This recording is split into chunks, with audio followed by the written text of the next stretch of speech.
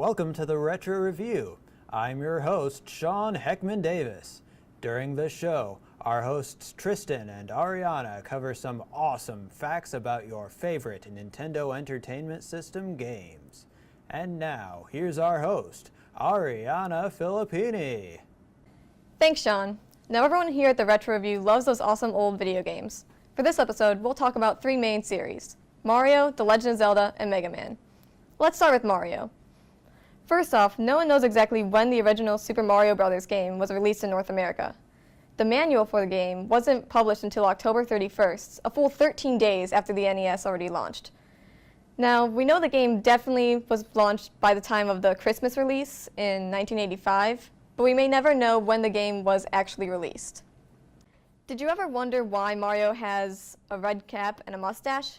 Well, that's because his creator didn't really want to try animating his mouth and hair in such a small, confined area.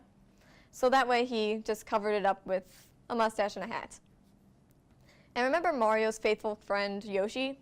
Well, his creator also wanted to put Yoshi into the original Super Mario's game. But again, with the NES, it didn't seem like it would be possible. He tried putting Yoshi in the game again during Super Mario Bros. 3, but failed.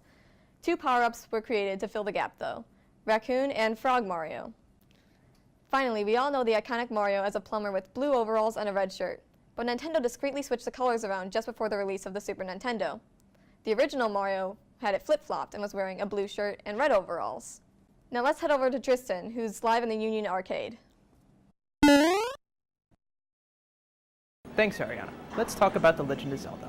Legend of Zelda was designed to be a counterpart to Super Mario Bros. Where Mario had a linear game, The Legend of Zelda was nonlinear and encouraged the player to solve puzzles and riddles to find out where to go next. In The Legend of Zelda, the player was tasked to collect 8 pieces of the Triforce of Wisdom, shattered by Zelda to keep it from the evil Ganon's clutches. Link could start at any of the 8 underground labyrinths, eventually confronting the pig-like sorcerer at his fortress on Death Mountain. Speaking of the Triforce, the shattered pieces of the Triforce of Wisdom were originally intended to be electronic chips, with the game set both in the past and the future, as the hero was the link between the two worlds. And that's the source of the now iconic hero's name.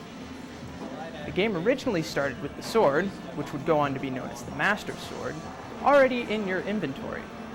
But the testers in Japan had a hard time finding their way through the dungeons. To remedy this, Miyamoto removed the sword from the starting inventory, hoping this would force players to communicate and collaborate on solving the puzzles.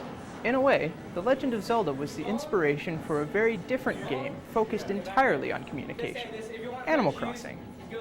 Now let's head back to Ariana to tell us more about the Blue Bomber.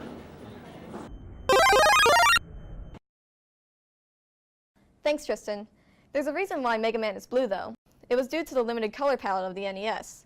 There were more shades of blue than any other color in the 56 colors that were given to them, allowing Capcom to make Mega Man look more detailed. We all know Mega Man is a conflict between two scientists. Dr. Thomas Wright, later named Wright, was inspired by Thomas Edison, and Dr. Albert Wiley was named after Albert Einstein. The production team for Mega Man also used a musical theme when it came to naming their characters. Mega Man was originally named Rock, or Rockman, and his counterpart or sister was Roll.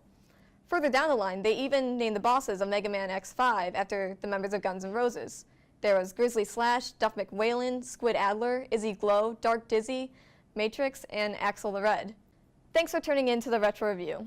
Tune in next time when we tackle both vampires and aliens with Castlevania and Metroid.